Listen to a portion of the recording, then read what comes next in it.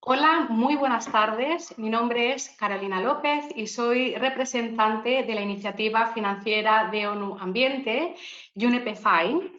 Damos comienzo al ciclo de webinars enmarcado en la agenda de la Mesa Público-Privada de Finanzas Verdes de Chile, la cual está siendo liderada por el Ministerio de Hacienda. El objetivo del ciclo de webinars es generar conocimiento e intercambio de experiencias a nivel nacional e internacional sobre los riesgos y las oportunidades asociados con el cambio climático para el sector financiero. El webinar a continuación tratará sobre las recomendaciones del Task Force on Climate-Related Financial Disclosures, conocidos como TCFD, desde una perspectiva aplicada y la relación con los factores ambientales, sociales y de gobierno corporativo, conocidos como ASG, en específico para el sector de banca. Para su información, este webinar será grabado y lo dejaremos disponible en la página web de la mesa mfbcorta.hacienda.cl y en la página de YouTube del Ministerio de Hacienda. Para dar la bienvenida a este seminario, dejamos con ustedes al subsecretario de Hacienda, Francisco Moreno. Adelante, por favor. Muchas gracias, Carolina. Quiero saludar a todos los que hoy día participan de este webinar.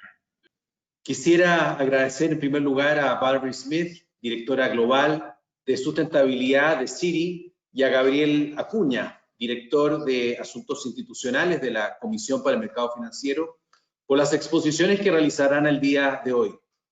Me gustaría asimismo reconocer el apoyo del Banco Interamericano de Desarrollo, BID, de United Nations Environment Program Finance Initiative y de la Embajada del Reino Unido de Gran Bretaña en Chile, quienes han contribuido a que esta instancia sea posible. El cambio climático ya no solo es un tema científico o de responsabilidad social, sino que un tema core del negocio financiero y un factor clave en la evaluación de riesgo. Debemos comenzar a prepararnos ya, pues el desafío es grande y el periodo para actuar es especialmente acotado. Para tener una idea, se anticipa que los impactos asociados al cambio climático costarán cerca del 5% del Producto Interno Bruto de los países de América Latina a mitad del presente siglo, según la Comisión Económica para América Latina y el Caribe, y afectará en mayor medida a los sectores de la población más vulnerables. A mayor espera, mayores serán los costos, y por ello tenemos claro que transitar hacia una economía carbono neutral al año 2050 es una necesidad más que un simple deseo, lo cual no implica descuidar, por cierto, nuestro potencial de crecimiento y la competitividad de nuestra economía. En este desafío necesitaremos de un sistema financiero resiliente a los cambios que hoy estamos percibiendo y que demuestre proactividad para identificar los riesgos climáticos y ambientales y de esta forma evitar caer en la trampa de retornos para hoy y costos e inestabilidad para el mañana. En este sentido tenemos el convencimiento de que la coordinación a todo nivel será esencial y es por ello que desde el Ministerio de Hacienda del Gobierno de Chile el año pasado convocamos a una mesa público-privada de finanzas verdes. La mesa está conformada por los actores públicos y privados del sector financiero de nuestro país, con representantes del gobierno, de la banca, de los inversionistas, de las aseguradoras y de los reguladores financieros. El año pasado, en el marco de la mesa, tuvimos dos hitos importantes, los cuales me gustaría mencionar. El primero es que se publicó por primera vez una declaración de las autoridades financieras respecto del vínculo entre cambio climático y sistema financiero. Y la segunda es que todos los integrantes de la mesa suscribieron un acuerdo verde voluntario que define los principios y compromisos que guiarán al sector financiero en la identificación, gestión y divulgación de los riesgos y oportunidades asociados al cambio climático en la toma de decisiones. El objetivo de este año 2020, a pesar de las circunstancias en las cuales estamos enfrentando en la gran mayoría del mundo, es empezar a ejecutar dicho acuerdo y para ello la generación de conocimiento en estas materias es fundamental. Por último, quisiera aprovechar esta instancia para recordar que contamos, tal como señaló Carolina hace un rato atrás, con un sitio web de la Mesa de Finanzas Verdes, cuya dirección es mfbcorta o b.hacienda.cl, donde hemos incorporado los avances del trabajo y publicaciones relacionadas a la dimensión financiera del cambio climático. Los invito cordialmente a visitarla y a seguir colaborando como lo han estado haciendo durante este tiempo en esta crucial iniciativa. Muchísimas gracias a todos. Excelente. Muchas gracias por tan valiosas palabras. A continuación, escucharemos a Valerie Smith, quien presentará sobre la experiencia de SICI en sostenibilidad e implementación de las recomendaciones de TCFD. La presentación de Val se realizará en inglés, así como el espacio para preguntas. Luego cambiaremos nuevamente al español. Recuerden que pueden dejar sus preguntas para los expositores en el chat, las cuales serán canalizadas por mi intermedio y serán respondidas al finalizar sus presentaciones. También me gustaría mencionar que la agenda de la sesión de hoy se encuentra en la sección de documentos de la plataforma GoToWebinar. Y ahora voy a proceder a presentar a Val Smith, quien es la directora global de sustentabilidad en SICI. Se unió a SICI en 2004 y actualmente supervisa la estrategia de sustentabilidad global del banco.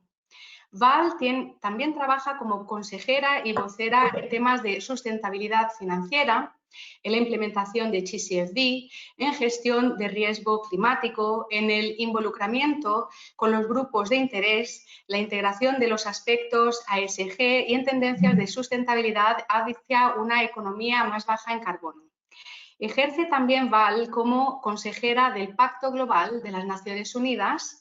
Es miembro del Comité Directivo de Finanzas Sostenibles del Instituto de Finanzas Internacionales y también forma parte del Comité Directivo de UNEP-FI, entre otras muchas iniciativas. Val, welcome. Thank you very much for participating as a speaker in this webinar. I'll let you now to make your presentation on TCFD applicability from a bank's perspective. So the floor is yours. Bueno, muchas gracias, Carolina, y muy buenas tardes a todos. Disculpe que voy a presentar en inglés porque mi español no, es muy malo, pero muy buenas tardes. Can you all hear me and see the presentation okay? Yes, perfectly. Perfect, thank you. So I'm really pleased to join you today to talk about Citi's journey with regard to the Task Force on Climate-Related Financial Disclosures, where we are, what we've learned, how we got started. And I think that TCFD is one of these areas where the more you learn, the more you know, the more you practice, the more you realize there is still to learn. And I can talk about where we are, what we've learned, but also I think what some of our challenges are ahead. And I like to start by going through Citi's sustainability track record, because it's really this track record that we looked at when we made the decision to first start reporting on against TCFD. Our track record on sustainability, as you can see, goes back more than 2 decades. And our track record on climate change goes back almost as far. As you can see on the slide in front of you, slide 2, we began measuring and reporting on our energy footprint, our environmental footprint associated with our facilities back in the early 2000s. And it took us a number of years before we really were confident with the data and the process. We now have 7,000 facilities in 98 countries. Back in the early 2000s, it was even more. So it took us a while to get comfortable with the data, begin to report it, and then importantly in 2007, to set our first greenhouse gas reduction target for our facilities. In that same year, it was a big year for us, in that same year, we launched our first environmental finance goal. It was a $50 billion climate finance goal that we ended up hitting in 2013. We hit it 3 years early. In 2015, we launched our Sustainable Progress Strategy and our $100 billion environmental finance goal. And the key theme of our Sustainable Progress Strategy was climate change. It was identified as the top priority. In 2016, we announced our third generation of energy reduction goals and greenhouse gas reduction targets for our facilities. So we had this history behind us of climate change measurement, climate change related disclosure, climate change leadership in some instances. And when we started to learn about the TCFD recommendations, we were, first of all, interested because it seemed like it would possibly push our performance forward in a new way, which is not always the case with different disclosure frameworks. We realized that it was going to be a pretty significant framework for our sector. We had participated in the consultation process as they were being developed, and we did a gap analysis.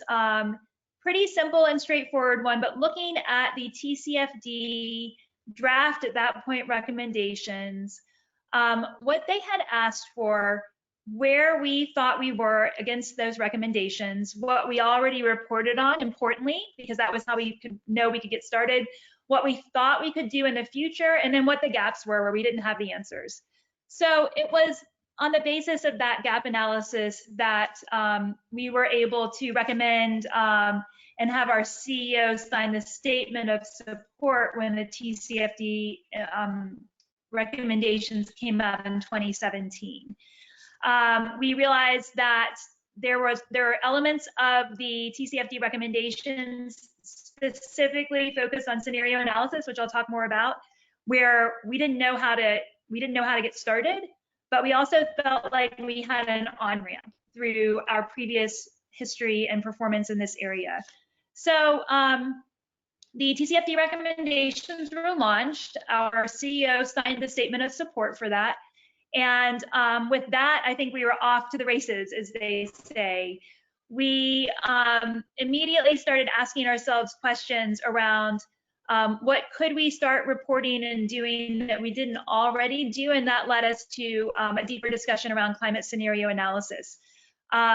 We were at that same time talking with our colleagues at the UNEP Finance Initiative about the body of work that we were planning for 2017 and 2018.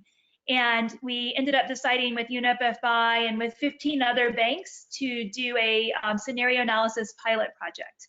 I think our sector is really, I think, interesting and unique in that we have this history of collaboration on figuring out challenging frameworks and paths forward. So, you know, as you're all probably aware, the Equator Principles were developed by a group of banks and now have about 90 signatories. Citi was one of the co-creators of those. The Green Bond Principles in 2014, another example of collaboration in our sector. And so we really felt comfortable that collaborating to begin work on scenario analysis was another place, another way for us to get started and learn together, and that UNEP-FI was a trusted partner in all of this. And so with that initiative, we sort of kicked off. I think most of you are familiar with the TCFD recommendations, familiar with the background, but I wanted to just show this particular set of excerpts on this slide because I think it was very helpful as a guide for us. That the TCFD recommendations were put forward because they could promote more informed investment decisions, but also that they could enable stakeholders to understand better the concentrations of carbon-related assets in the financial sector and those that could possibly lead to risk. So I think this dual focus on investors in the first bullet point and on stakeholders in the second bullet point really are our guiding sort of philosophy and set of principles today as we think about how to advance our TCFD implementation, how to advance our disclosure, and who our audience is. I would say our investors have been extremely interested and supportive in terms of what we've done on TCFD, but that we also are always thinking about how our work will be perceived by stakeholders. Will they view it as being strong enough? Will they view it as being sufficient disclosure? Will they view it as having integrity? So we really try to approach all of our disclosure, but especially related to TCFD, through these two lenses. On slide 4 and 5, actually, I talk about what we call phase 1 of our TCFD implementation. Basically, what we did to get started and what we've learned. And I will hasten to say that I'm going to talk about phase 1 of our TCFD implementation, and then I'll talk about phase 2, where we are currently, of our TCFD implementation. I don't know how many phases there are. I think, we're beginning to think about our TCFD implementation plan in its full sense of the word. But how many phases there will be before we feel like we are complete in our implementation is still, we're still in discovery mode here. So slide 4, and this is a table that was also published in our 2019 ESG report that just came out last in April, end of April. Slide 4 is a summary of what we did in this first phase. We started by updating our risk policies. We updated our environmental and social risk management policy to create a specific sector standard for coal-fired power, for financing coal-fired power. Related to climate scenario analysis, one of the big challenges that we identified through our initial gap analysis, we, as I mentioned, partnered with UNEP-FI, with many of the folks on the phone here, and with 15 other banks to pilot climate scenario analysis looking at transition risk, looking at a 1.5 degree and 2 degree transition pathway associated with, for Citi, our North American oil and gas exploration and production portfolio, and our US power portfolio. We also looked at physical risks associated with a 4 degree warming world, so sort of more of a business as usual trajectory. And how was our US power sector impacted by that? I think this slide shows what we did. It shows what we learned, but it doesn't really show how we did it. And I think for TCFD, process is really important, and internal processes end up being just a really important benefit of TCFD implementation and really getting started. So first of all, having identified UNEP-FI as our key partner in this, having decided on the collective of a total of 16 banks that would work collaboratively on this, we knew that we didn't have all of the expertise amongst this group. We needed to go to external experts. So we, after an RFP process, we hired Oliver Wyman to help us to develop the transition risk scenarios, and that is a partnership that continues to this day. We hired Acclimatize, based in London, to help us develop a physical risk, a 4 degree scenario. We also, and this is one of the learnings that I talk about on the slide, we also immediately realized that a cross-functional team within Citi was also required. So you had my team, the sustainability and ESG team, working with the environmental and social risk management team to really, project manage and lead this effort, but we pulled in a lot of our colleagues from across the businesses. We pulled in our quantitative risk and stress testing team, the team that does regulatory stress testing. We pulled in the banking teams from the power and oil and gas sectors. We pulled in the risk teams from the power and oil and gas sectors. We pulled in legal. Actually, legal was involved from the very beginning, from when we signed on to support the TCFD release. Legal was a key partner of ours. And of course, the public affairs and communications teams, all of these people that we brought in for this very first project are still our partners today. And in fact, the team here at Citi is much bigger in terms of the different folks that we're working with on phase 2. It really became a co-creation, a co-learning experience. And I think this network, and the co-learning, the organizational learning that happened is really, probably one of the most important benefits. There were immediately challenges that we identified. You know, on this slide, I talk about 2 of them. There are many more. That the transition scenarios that that are out there in the world really were developed for public policy purposes and are designed to be a smooth transition. But we also understand that they don't necessarily accurately represent what a more disruptive transition might be like. We had the same challenge that really Mark Carney, the current climate change envoy for the UN and the former chair of the Bank of England, had identified in his speech, which really kicked off the entire TCFD body of work around the tragedy of the horizons, that climate scenarios are longer dated by definition. They're looking at 2030, 2040, even 2050. And we are talking about loan books that are generally shorter tenor. So that was a challenge that, that we acknowledged up front. And there are also continuing and continue to be data challenges. I would say, you know, the data is improving and the access to it is improving, but it is still incomplete, and we're being asked to make assessments on incomplete data. Slide 5 shows you just a deeper dive into our phase 1 takeaways, our first TCFD report, which if you just Google city TCFD report, this will come up. This was published at the end of 2018. And I've talked about some of the challenges on the previous slide. There's a disconnect between the longer dated scenarios and our shorter term loan book. We have loans that are 3, 5, 7, maybe 7 years in tenor, and there's always going to be that time horizon mismatch. Another learning, however, was even though the scenarios are not necessarily, at least the ones that we use, going to tell us that there's immediate risk, immediate financial risk to city, immediate financial risk to our clients, they don't necessarily say that.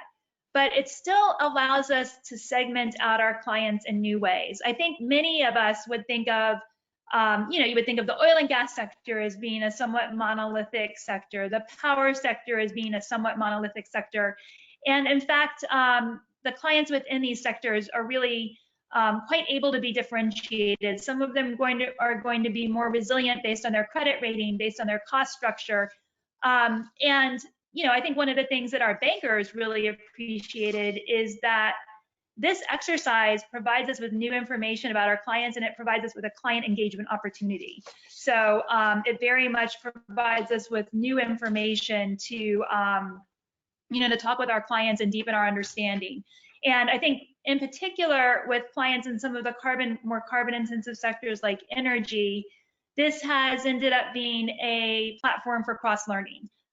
Some of them are quite advanced in terms of their own TCFD implementation, their own use of climate scenario analysis. And so it's provoked a lot of really interesting conversations in terms of how to learn more about this together. So our first report went out there. I think we were quite nervous about whether we were disclosing too much. How is the report going to be received? And I think we're really proud of our report, but we also realized like we kind of got an A for effort, which is an expression we use here. You know, we tried to do good work. We disclosed what we learned. We disclosed what we did not learn, and I think got a lot of credit for that. And I talk on the left-hand side about some of the early acknowledgments that we received for this report. So phase 2, and this is really where we are now. I think coming off of the publication of the TCFD report, we realized that there were so many different ways that we could take this work forward. There was, you know, first of all, in terms of our disclosure, should we continue to do standalone reporting? Should we do reporting that was integrated in our annual ESG report? Should we look at physical risk for cities' own facilities? Should we look at physical risk scenarios for our clients? Should we look at longer term scenarios, or should we look at shorter term stress test scenarios? We saw it in terms of a set of options, And we wanted to get external input in terms of how to take this body of work forward. So we worked with the NGO series to pull together an investor forum. It came together in February of 2019, so about 3 months, 2 to 3 months after the report was published. We pulled a group of our investors. We had them into our facility at New York, when we were able to go into the office. Pulled everybody together for a half-day session, which was great just for relationship building and information sharing as well. And we presented them with with the findings from the report. We talked about the process, but also with this menu of options that we felt like we had before us. Some of the investors were significant institutional investors. Some of them were smaller, really ESG specialists. So it was a good mixture of folks in the room. And based on their input, it gave us guidance to move forward for our phase 2. In terms of some of what they shared with us, in terms of their guidance to us to move forward, they talked about how they appreciated the publication of a standalone report, but also when we hadn't yet completed a phase, that we could use our ESG report as a vehicle for interim reporting, which is what we've done since then. You can see in our ESG report every year, we have a specific dedicated TCFD section where we sort of push our disclosure more further forward. They recommended, and this is something that actually surprised us, they recommended that we engage in physical risk assessment for our own facilities. And for 2 reasons, that it might be useful for us, for city, in terms of a continuity of business perspective, and also that it might help us to better work with our clients in this area. So physical risk related to our own facilities. And then the third and fourth areas, the third area is really around scenario analysis, the longer term scenario analysis, and they recommended doing a shorter term stress test. So sort of assume that one aspect of the scenario, whether it's carbon pricing, whether it's, for the previous scenario we used, it had a carbon price that was instituted. It assumed rapid commercialization of carbon capture and sequestration. It assumed rapid uptake of electric vehicles. So pick one stressor, one transition point, and really drill into how that would affect your portfolio today. So it was with that guidance that we moved forward. And you can see on the left side of this slide where I talk about risk policies, climate scenario analysis, another important point that investors raise with us often, measurement of carbon associated with our portfolio. And finally, I talk about the TCFD disclosure plans and the input that we got, or the engagement we had with investors.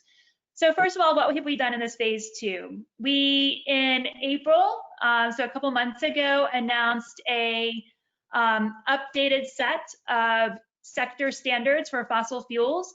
We announced a phase out target of 2030 for our business with coal mining companies.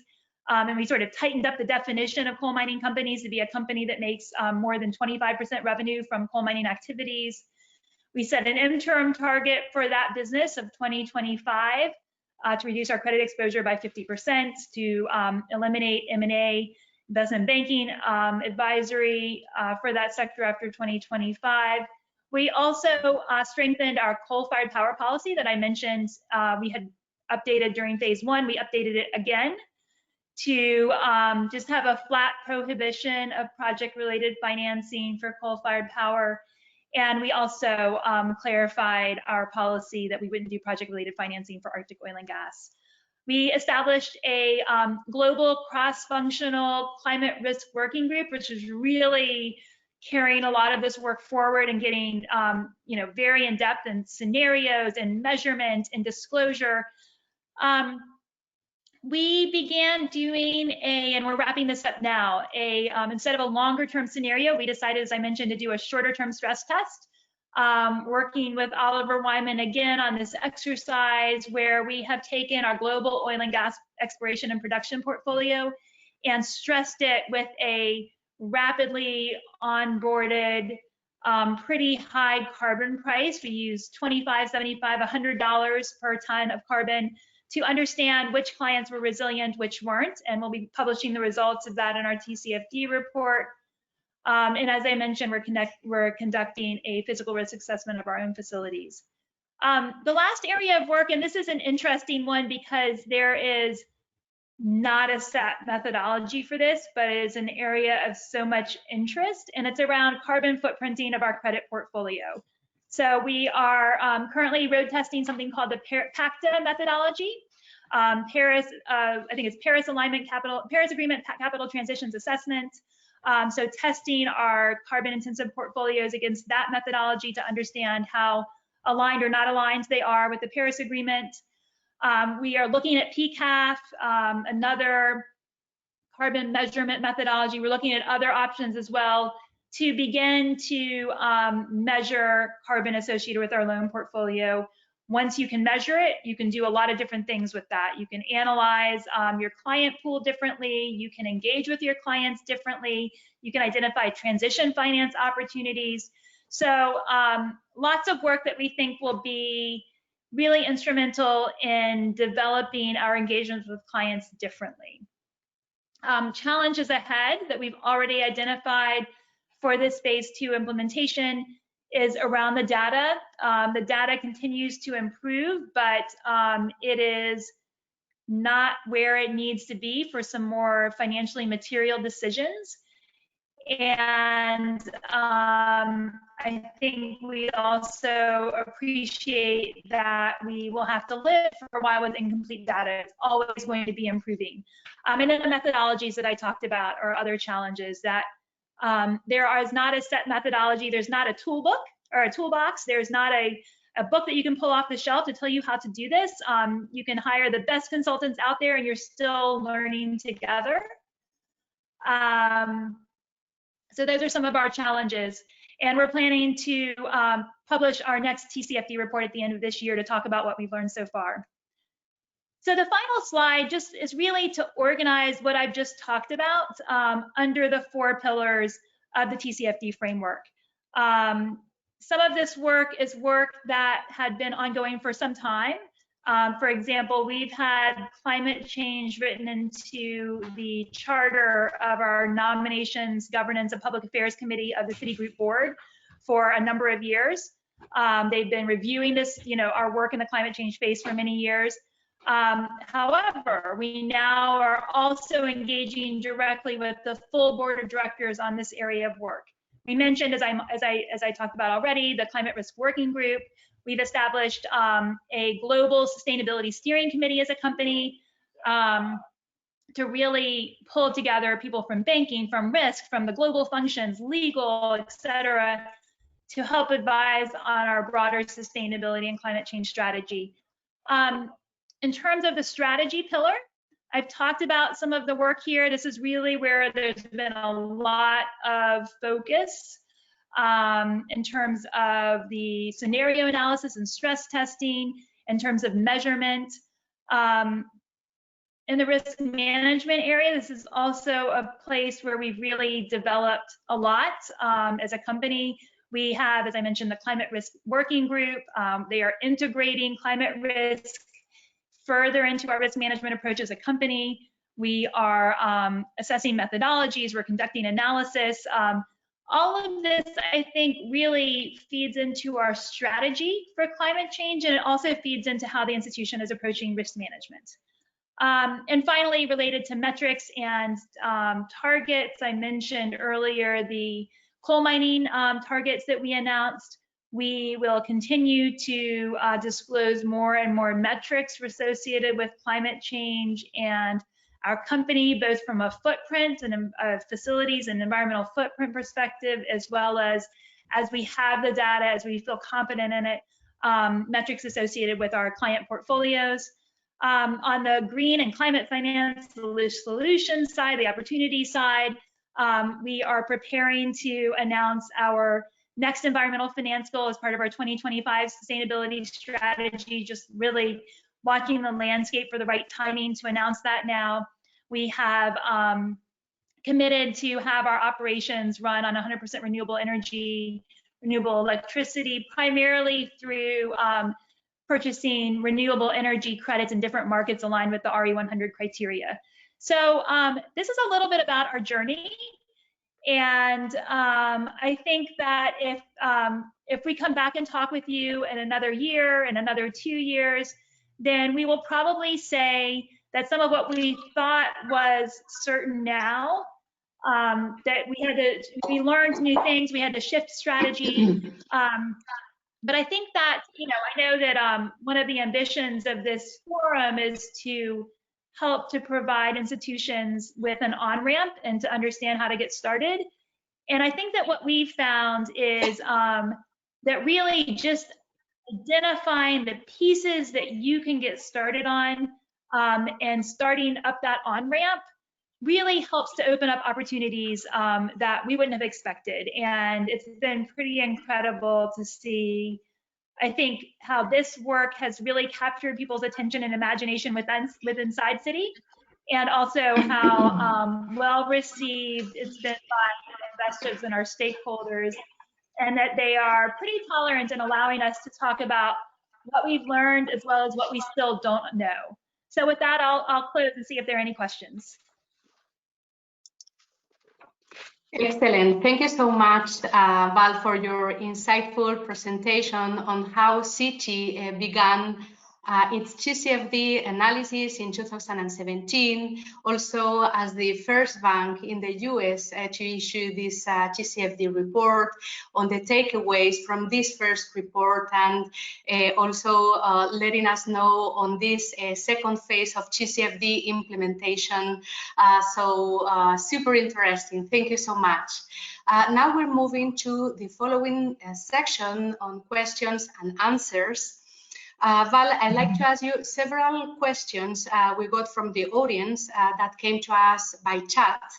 We've got very interesting questions. Unfortunately, we won't be able to address all of them due to limited amount of time. But we'll begin with the following ones. So once the decision to start the TCFD journey has been made, what would you recommend to start with? I think it's very simple to start with a gap analysis and to really lay out what you already disclose, what you already know, what you already measure, what you already disclose, what you don't currently disclose, but you could, and the areas that you probably won't be able to disclose for a while. I would supplement the internal gap analysis with a competitive assessment. It does not need to be exhaustive, but pick a few banks, a few companies out there that you consider to be your peers, or whose TCFD disclosure and recommendation you really consider to be best in class, or or very good practice. And between the gap analysis of what you currently do, what good and best practice is in the field, I think that sort of provides you with the framework for moving forward.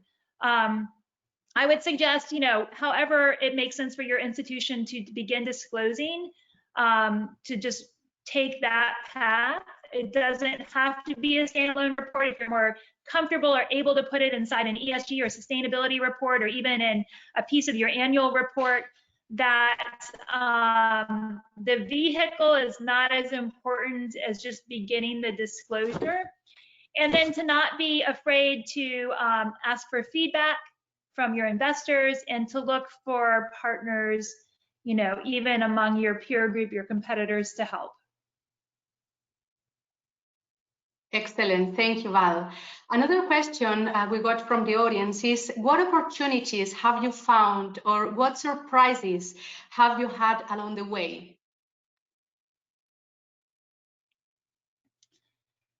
I think the surprise and the opportunity are really the same. When we started this, it was a small group of people who had pulled in partners from some of the other businesses, asking them as a favor to participate in this with us, since our CEO had signed on. And I think what we were surprised by is how eager our colleagues were to participate in this work, how excited, obviously there was nervousness as well, particularly among from our legal team. What were we doing? What were we going to disclose? Would it get us into trouble? But mostly I think there was excitement. And with so many, I think I mentioned this earlier on in my presentation, but with so many initiatives in the sustainability space, you start out with this end goal. For example, we will publish a TCFD report. And what you find is that that process of getting to that end goal is really where the value is. So I think for us, this was an incredible opportunity to really pull in colleagues from across the firm and to learn together. And that organizational learning has really taken off. There are so many work streams that, some of which we are advising on, some of which we are participating in, but these are really growing organically from the different businesses, from the different risk teams. And this is how you get, sustainability and climate risk assessment embedded in the different businesses and really integrated when they start to own it. And I think that this process of TCFD implementation has really helped that along. Excellent. Thank you, Val. And another question is, what was the most challenging part of starting as a financial institution?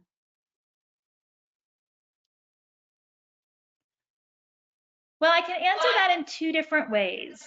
I would say, to some extent, the most challenging part was just deciding to start it all. There were certainly people who said, why do we need to be one of the first movers here? Are we putting ourselves, our institution, up to risk that we don't need to be engaged in? Should we wait until we know more, until we understand more how to do this, and then get started? And if it weren't for, for example, for us having found a partner in UNEP-FI, having found other institutions, other banks that we could go through this journey together with, I think it would have been very hard to get started. So I think that in some ways, just getting started was really the hardest part of the process. Now we're in a different kind of challenging time. I think that we're still in this moment where we feel like we are able to experiment, to explore different options, to take this forward, to innovate. We can try a longer term set of scenarios for one exercise, and then we can pivot to a shorter term stress test, which is a little bit simpler to execute, for another exercise, and we can disclose on the process and what we learned, but it's more of a journey. And I think the challenge ahead of us is, how do we take everything that we're learning, all of these innovations, and sort of land on a long-term strategic approach? And when are we going to have to do that? We're still learning. I think that the whole sector is still learning. We're testing methodologies, but we also know that we have to make really fast progress on these issues, on the issues around climate change and risk. And I think at some point, this will pivot from an experimentation phase to a real integration phase. Will we have the information we need? Will we have the data that we need? Will we have the frameworks set in place to be able to do that as a company, as an industry? That's going to be the real challenge. But I think we've been really grateful for the way that the framework was laid out, and the voluntary nature of it has really enabled us to get started and to learn and to sort of create this unusually safe space for co-learning and experimentation with others in our sector, and disclosing as we go along the way. Super, excellent. Thank you so much for your great presentation and very clear answers. So now I'm gonna move into Spanish for the next speaker. Thank you so much, Val. Para continuar, invitamos a Gabriel Acuña, director de Asuntos Institucionales de la Comisión para el Mercado Financiero y coordinador del Grupo de Trabajo para Cambio Climático de la Comisión, quien se referirá a la perspectiva del regulador en materia de riesgos climáticos, su divulgación y la relación con los factores ASG. Adelante, Gabriel. Hola a todos. Muchas gracias. No sé si ¿se ve la presentación? ¿Estamos bien? La presentación sí, a ti no. Perfecto. Voy a intentar compartir la cámara.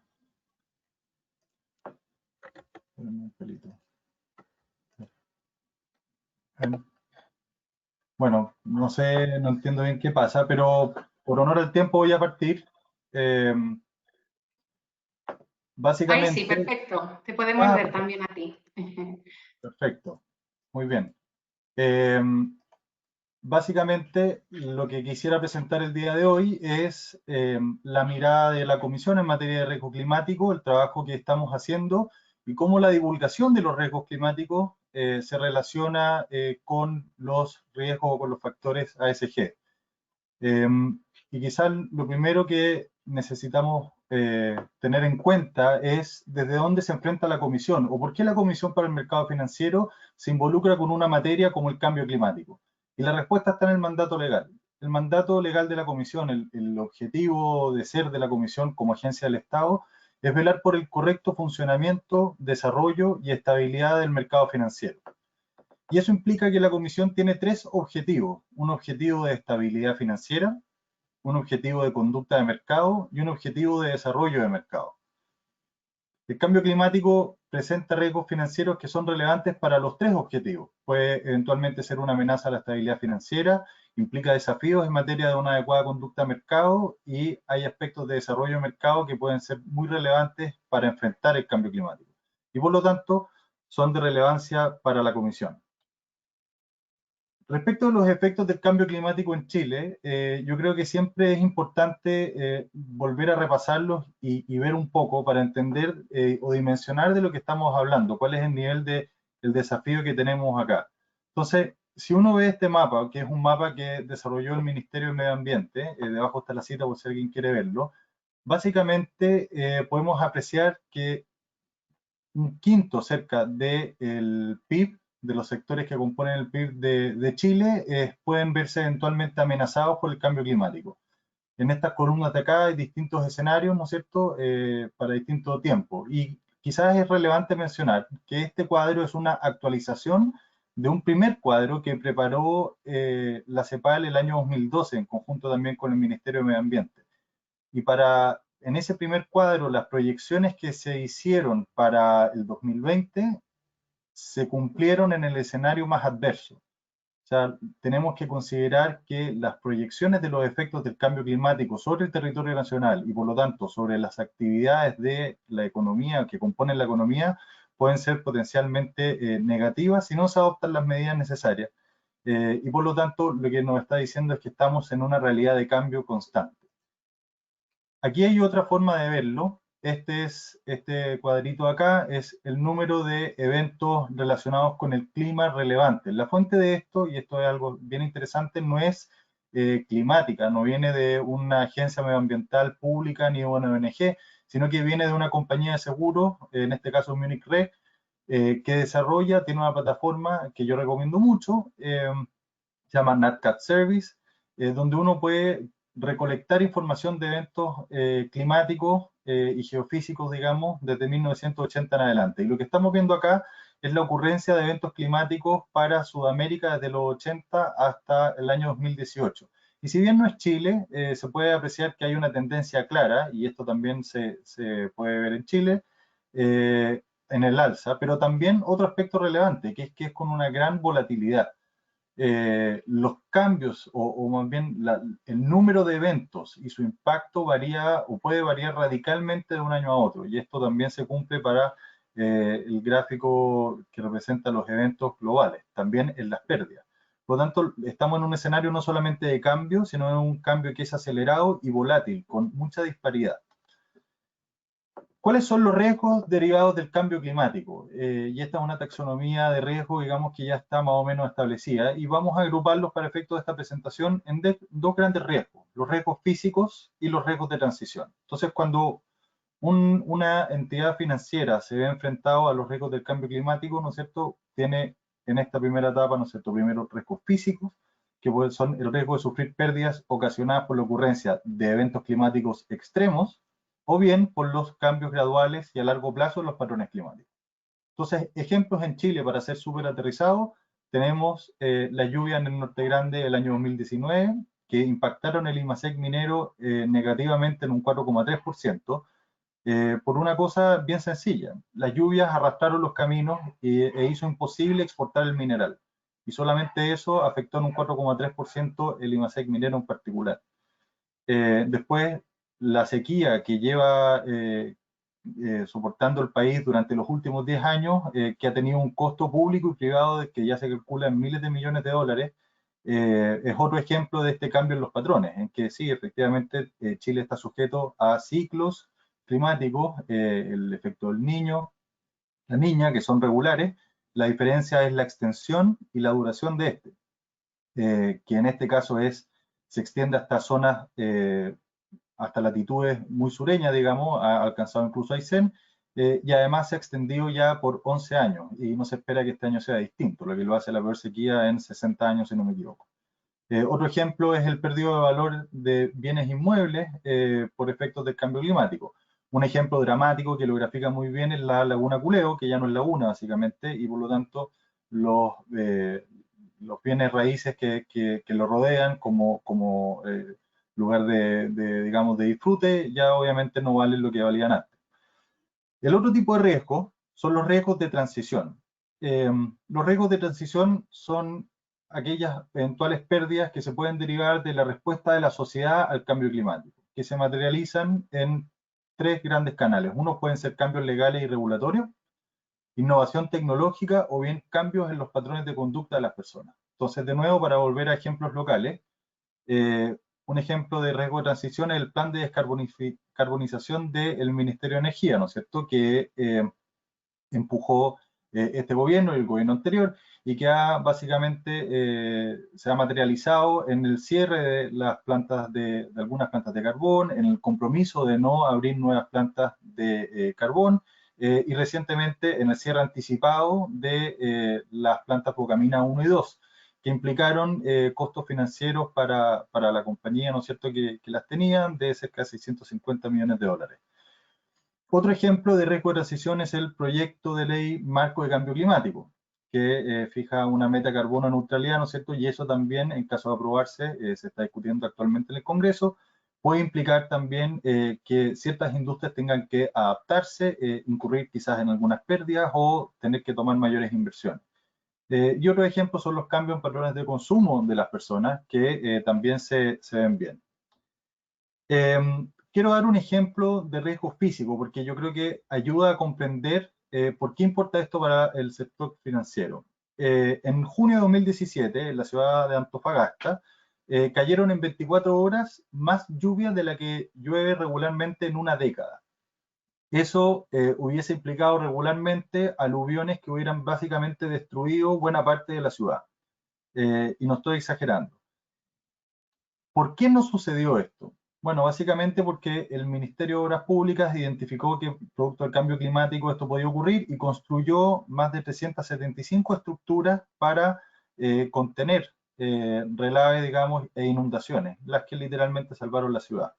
¿Por qué es relevante esto para el sector financiero? Bueno, porque si se desarrollara algún tipo de proyecto inmobiliario, por ejemplo, que fuera a buscar financiamiento, ayuda a detectar este tipo de riesgos, el que el banco o la entidad financiera que sea esté mirando los efectos del cambio climático para el proyecto en el largo plazo. Y por lo tanto, qué tipo de medidas hay que tomar. Entonces, tiene un efecto importante en las decisiones de las entidades financieras si es que se levanta, ¿no es cierto?, esa información. Entonces, ¿cómo se traducen estos riesgos, los riesgos físicos y de transición, los impactos que tiene el cambio climático en nuestro país, en riesgos financieros? Los canales de transmisión es como se le llama esto. Entonces, este cuadro grafica un poco este fenómeno. Entonces, tenemos, por ejemplo, la ocurrencia de eventos climáticos extremos. Esos eventos climáticos extremos pueden interrumpir negocios, como vimos el caso de las lluvias de 2019, ¿no es cierto?, que se llevaron los caminos e impidieron la exportación del cobre. Eso a su vez implica menores tasas de retorno o incurrir en pérdidas, lo que puede a su vez, por ejemplo, aumentar el riesgo de crédito o aumentar el riesgo de mercado, si esto tuviera un efecto, por ejemplo, en el valor del dólar, o puede también aumentar el riesgo operacional, ¿no es cierto?, de las entidades, dependiendo de qué tipo de evento sea. Y lo mismo podría aplicarse para cualquiera de estos generadores de riesgo. Entonces vemos que los riesgos generados por el cambio climático, sean sus variantes de riesgo físico, riesgo de transición, pueden transformarse en riesgos para el sistema financiero. Ahora, ¿cómo se relaciona esto con TCFD? Bueno, en la medida, ¿no es cierto?, que las entidades empiezan, como contaba un poco Valerie Smith, este viaje para hacer divulgaciones de cómo enfrenta la entidad estos riesgos, cómo adapta su gobernanza, su estrategia, su administración de riesgos, cómo se fijan métricas y objetivos para enfrentar estos riesgos y los divulga, no solamente, obviamente, mejora su gestión, sino que además entrega al mercado información valiosa para gestionar estos riesgos. Y esto nos importa, digamos, en la Comisión para el Mercado Financiero, porque los riesgos de una entidad financiera son relevantes para otras entidades que a su vez invierten en ella. Y por lo tanto va nutriendo el mercado de información que es relevante para gestionar riesgos. ¿Cuál es la visión de la Comisión en materia de cambio climático en general? Y de ahí voy a aterrizar a la divulgación. En temas de cambio climático tenemos una preocupación macro en cuanto a la estabilidad del sistema. Tenemos una preocupación micro en cuanto a la solvencia de cada una de las entidades financieras fiscalizadas. Claramente hay una preocupación de transparencia, en la medida que existe información que es relevante para los inversionistas, que es importante que existan en el mercado, que a su vez puede ayudar a precaver problemas de pricing y también asimetrías de información. Y por último, en temas de desarrollo de mercado, también es un área de trabajo el de las taxonomías, algo mencionó en esto Patricio Valenzuela, y también sistemas de verificación que permitan operativizar esas taxonomías. Entonces, en particular, en temas de divulgación de riesgos, ya vimos por qué importan estos riesgos para la Comisión, por qué quizás es bueno divulgarlos, y ahora también qué es lo que la Comisión ha promovido en esto. Entonces, para aumentar, ¿no es cierto?, la transparencia de los mercados y la disponibilidad de información, la Comisión inició el camino por información ambiental, social y de gobernanza. Y aquí el foco del Consejo en la promoción de la actualización del reporte de sostenibilidad estuvo en satisfacer la necesidad de muchos inversionistas que han estado buscando esta información de parte del mercado chileno y que permita a su vez también generar una presión competitiva sana en el mercado, ¿no es cierto? A algunas instituciones aprovechar sus ventajas comparativas y a otras, ¿no es cierto?, ponerles presión por generar esta información y entregarla. No me voy a referir mucho a esto porque ya se refirió a esto Patricio anteriormente, pero yo creo que es bueno mencionarlo. Entonces, los factores ASG conversan con esto porque también complementan, ¿no es cierto?, cómo las instituciones enfrentan los riesgos de su medio ambiente y cómo impactan a su ambiente. Y el próximo paso es avanzar en cómo divulgan las entidades la gestión de los riesgos que el ambiente implica para su negocio, que es lo que hemos estado viendo hasta ahora. Aquí simplemente quiero detenerme un poco en el resultado de la consulta de esto, que tuvo una amplia participación de la sociedad, en cual se levantaron algunos puntos y quisiera concentrarme en la utilidad, ¿no es cierto?, en que se mencionó por varios actores la importancia de que la información que se pida sea útil para quienes la necesitan, y esto es un gran desafío para el supervisor.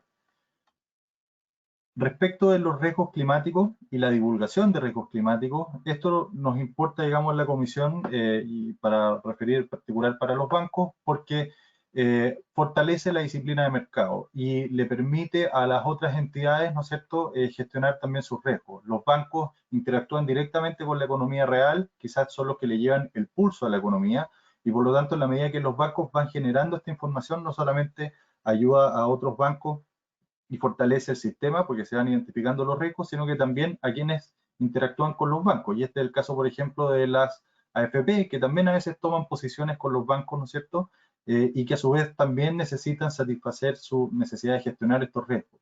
Si es que una AFP va a tomar un depósito a plazo con un banco, necesita entonces saber también cómo el banco gestiona esos riesgos. Y por lo tanto, hay una relevancia en que esa gestión, esa información esté disponible. Entonces, en resumen, tiene un impacto importante porque en la medida que los bancos generan esta información y la divulgan, van poblando el sistema y permiten que el sistema sea más robusto. Y eso a su vez facilita el monitoreo de los riesgos por parte del supervisor y también la evaluación de la exposición a estos riesgos que tiene el sistema a nivel macro. Desde una mirada de conducta de mercado, como ya se ha dicho bastante, ¿no es cierto?, el hecho de que esta información esté disponible permite que se pueda gestionar. Gestionar estos riesgos, identificarlos en la medida de lo posible, medirlos y gestionarlos y que se transfieran eventualmente al precio de los activos financieros. Y en la medida que esos precios los contengan, no van a sufrir correcciones abruptas en el caso de que ocurran, ¿no es cierto?, se materialicen estos riesgos y no hayan sido previamente contemplados. Entonces, la divulgación de la información permite, ¿no es cierto?, que los precios funcionen como un mecanismo de señal y que entregue esa información que es necesaria y así asigne eficientemente los recursos.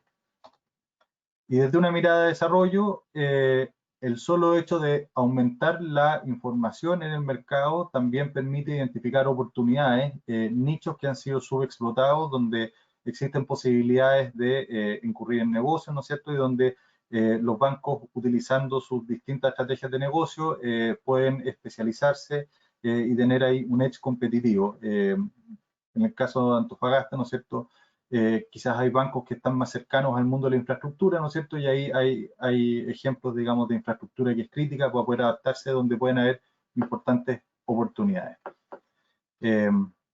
Y quisiera terminar con los próximos pasos de la comisión en materia de divulgación. La idea es revisar, ¿no es cierto?, la primera propuesta de modernización del reporte de sostenibilidad y complementarlo con lo que expuse el día de hoy, ¿no es cierto?, con todas estas consideraciones de riesgo climático. Esto a través de desarrollar nuevas relaciones, indicadores y conceptos de materialidad. La idea es complementarlo con la viabilidad del informe de sostenibilidad como un conjunto que tenga tanto la divulgación de riesgo como la divulgación de factores ASG y por lo tanto quede como un todo. Y también hacer un foco en particular con la gestión y con la divulgación quizás más forward-looking de carácter estratégica y en ese sentido pasar quizás a un mundo un poco más similar a TCFD. Y respecto a los compromisos bajo el Acuerdo Verde, ¿no es cierto?, la Comisión formó un grupo de trabajo y ese grupo de trabajo sigue elaborando la estrategia climática de la Comisión y generando inputs en materia de divulgación, de administración de riesgo y también de desarrollo de mercado. Y eso es la presentación. Pero ahí quedo abierto a preguntas. Excelente, muchas gracias Gabriel, excelente tu presentación donde mencionabas ejemplos muy claros sobre los riesgos físicos y de transición, de cómo se están materializando en Chile y que nos están afectando enormemente y eso, bueno, pues está dando lugar a stranded assets, ¿no?, activos varados, a las pérdidas multimillonarias. Por otra parte, también mencionaba sobre la relevancia de la identificación, evaluación, gestión y divulgación de estos riesgos climáticos y la visión de la Comisión en torno a cambio climático de forma general y la divulgación de estos riesgos. Y los próximos pasos que son fundamentales y la Comisión es súper relevante para seguir avanzando en la agenda de finanzas verdes, finanzas climáticas en el país. Así que muchísimas gracias. Hemos recibido algunas preguntas de la audiencia que nos está escuchando ahora y te voy a compartir la siguiente. ¿Cómo se compatibiliza lo expuesto en tu presentación con la reforma a la norma de carácter general 386? Sí, es una excelente pregunta. Algo mencionaba en la presentación al respecto. La reforma al reporte de sostenibilidad, como mencionaba, lo que persigue es aumentar, ¿no es cierto?, la información disponible, aumentar la transparencia para el mercado de valores, en particular respecto de factores ASG, profundizando en indicadores y políticas en factores ambientales, sociales y de gobernanza. Dicho de otra forma, esto es el impacto de las entidades en su medio. Cómo gestionan el impacto que las instituciones financieras tienen en su medio o que los emisores corporativos, ¿no es cierto?, tienen en su medio. El próximo paso es complementar esto también con cómo las entidades gestionan el impacto del medio en su negocio. Y por lo tanto, con un foco más en el gobierno corporativo, en la estrategia de las entidades, en la gestión de riesgo de las entidades, y esto complementarlo como un todo, como si se quiere, un set de divulgación que incluya ambas cosas. Entonces, cómo las entidades gestionan el impacto que tiene su actividad en su medio y también cómo gestionan los impactos del medio en su negocio. Que son relevantes, ¿no es cierto?, como veíamos en la presentación, no solo para la gestión del riesgo climático, sino que en general para la estabilidad del sistema.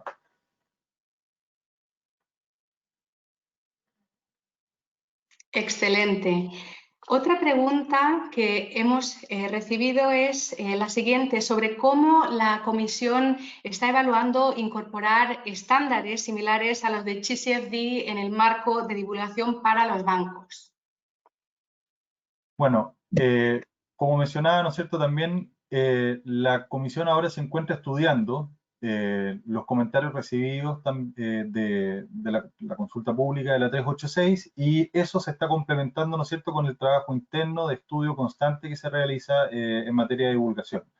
Para el caso de los bancos en particular, es importante tener en cuenta que no todos los bancos son emisores, más bien, no todos los bancos, no todas las acciones de los bancos son acciones listadas y por lo tanto no todos los bancos están sujetos a las normas de divulgación de la 386. Y por lo tanto, vale la pena considerar si es que debiera haber una norma que le aplique a todos los bancos. Estas son materias que se están estudiando actualmente, pero lo que sí se puede decir es que la propuesta normativa que está estudiando la Comisión es una que incluye factores como la gobernanza y la estrategia, que son dos, ¿no es cierto?, los dos primeros pilares de TCFD. Y en ese sentido, TCFD está bastante alineado, digamos, con las expectativas que tiene la Comisión. Ahora, también es importante mencionar que TCFD es un marco de reportería, ¿no es cierto?, como existen otros también, GRI, etcétera. Y lo relevante es poder identificar, por una parte, cuáles son las necesidades de información que tiene la industria hoy y por otra, cuáles son los factores de mayor riesgo para la industria bancaria en particular, que tiene características, ¿no es cierto?, que la hacen algo distinta de otras entidades financieras y bien distintas de, por ejemplo, emisores corporativos. Es algo que la Comisión está estudiando ahora. Súper. Aquí tenemos otra donde nos dicen, hola, ¿qué plazos se manejan para la publicación definitiva de esta nueva norma y estándares ESG de divulgación y para cuándo se esperan sean implementados por emisores? Bueno, el plan original, ¿no es cierto?, para la norma era tenerla emitida durante este año. Sin embargo, la ocurrencia de la pandemia de COVID-19 ha aplazado esto, como todos se pueden imaginar, y por ahora esto está pausado. Ahora, la intención del Consejo sí es tratar esta normativa durante este año, y lo que sí se está considerando, y de hecho fue uno de los comentarios que se recibieron en la consulta de la norma, es extender el plazo de aplicación, de forma tal de que no inicie como está originalmente presupuestado el año 2021, sino que quizás aplazarlo al año 2000, a finales del 2021 o incluso 2022. Es algo que también la Comisión está estudiando. Súper. Y otra más, dice, hola Gabriel, una vez que la CMF establezca los criterios de reporte para empresas ESG, ¿será en algún formato específico como el TCFD, cuestionarios CDP, etcétera? Bueno, ahí eso también es una de las cosas que se está evaluando. La idea no es tanto elegir un formato, acogerse, digamos, a algún tipo de marco en particular, sino que, como se mostró, ¿no es cierto?, la propuesta, elegir algunos indicadores que se considere que satisfacen las necesidades de información que se han visto en el mercado y por otra parte, la necesidad de información que se estima necesaria, valga la redundancia, para poder gestionar estos riesgos. Entonces, en el caso de la primera propuesta de reporte, de modificación del reporte de sostenibilidad, se eligió algunos indicadores de GRI, pero se complementó, por ejemplo, con la necesidad de divulgar algunas políticas, que es una cosa distinta, digamos, complementaria y más asociada al mundo de gestión de riesgo. Para esto yo creo que puede seguirse una lógica similar. Perfecto, muy bien, muchas gracias, Gabriel. Pues ahora, para concluir esta jornada, voy a dar la palabra a Trinidad Lecaros, que es asesora de Finanzas Verdes del Ministerio de Hacienda, para dar cierre a este webinar. Muchas gracias. Hola. Bueno, sí, me sumo a las palabras de Carolina, súper interesante, Gabriel y Valerie, sus exposiciones. Y también agradecer a la audiencia por el tiempo y el interés en estos temas que definitivamente, como vimos, ya llegaron para quedarse. No está todo resuelto, hay que partir luego, porque si no los costos cada vez van a ser mayores, pero esperamos que estas exposiciones le hayan sido una buena oportunidad para poder interiorizarse más en los riesgos y oportunidades asociados al cambio climático. Con esto entonces damos por concluido el tercer webinar del ciclo que estamos realizando entre junio y octubre de este año, donde también se abordarán distintas materias que tienen que ver con el riesgo climático, con productos financieros verdes y tendencias en inversión sostenible, con avances en taxonomía y otros. Todo esto lo pueden encontrar en la página de la mesa, como se mencionó al inicio, mfb.hacienda.cl, vamos a estar subiendo el contenido, y también estos webinars y las presentaciones. Así que con eso los dejo, que tengan una buena tarde y nos estamos viendo.